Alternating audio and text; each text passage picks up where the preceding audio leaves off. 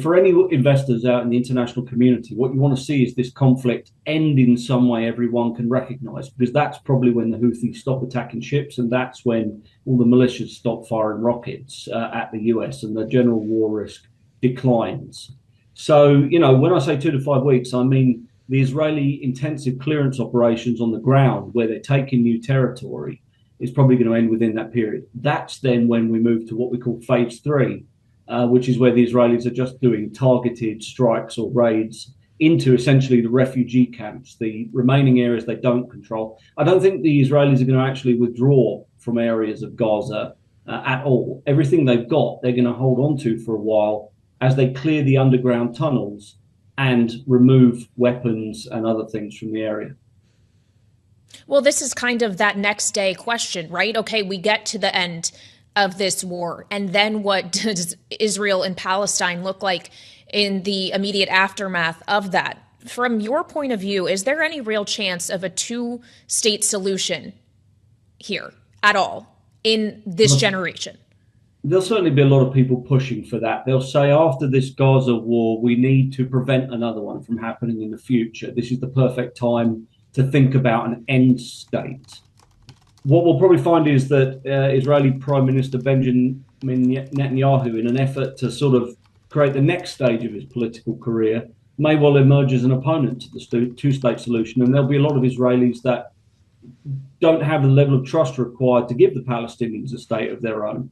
So there's going to be a big debate within Israel, and it's going to be very heavily pressurized by the international community, particularly the US, in favor of a two-state solution. But there are plenty of Israelis who probably want to see the end of this conflict as long as they can be assured a minimum level of security.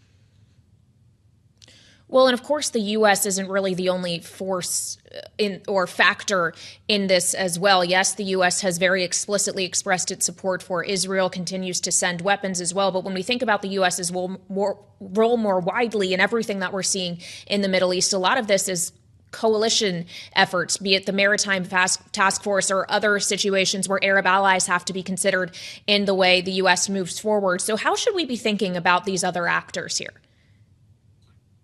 Well, look, generally speaking, the US is still the hub and it's still the glue that holds these things together. And without the US, there is no coalition of any kind, typically, both because of political convening power and because of pure military capability and breadth of relations.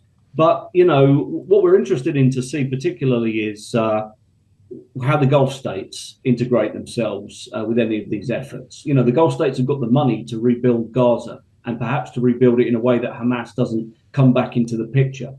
The Gulf states have also got a strong incentive still to work with Israel on normalization and to create these kind of infrastructure and energy corridors that could run between the Indian Ocean and the Mediterranean.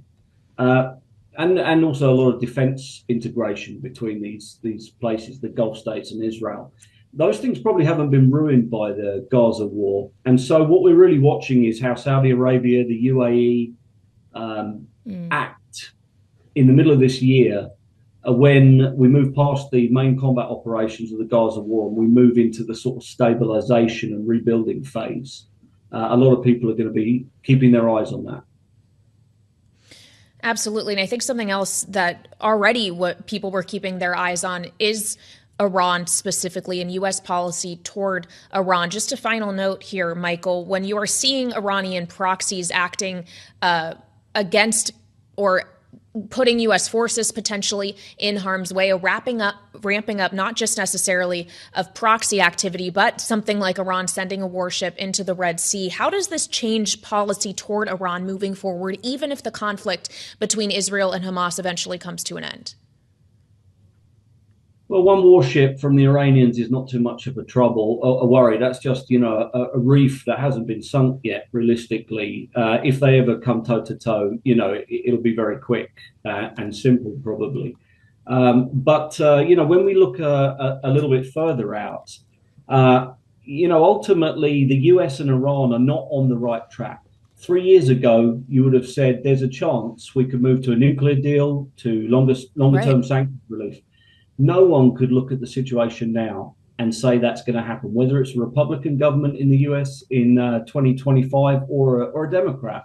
you don't have that same feeling that a deal is possible. You instead have a feeling that Iran and its proxies have to be contained all across the region, or they'll do more things like October 7th, or what the Houthis are doing in the Red Sea, or indeed nuclear breakout.